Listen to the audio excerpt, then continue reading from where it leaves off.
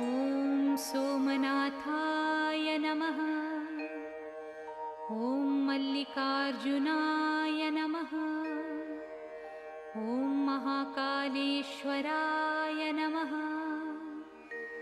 ॐ ओंकारेश्वराय नमः। ॐ वैद्यनाथाय नमः।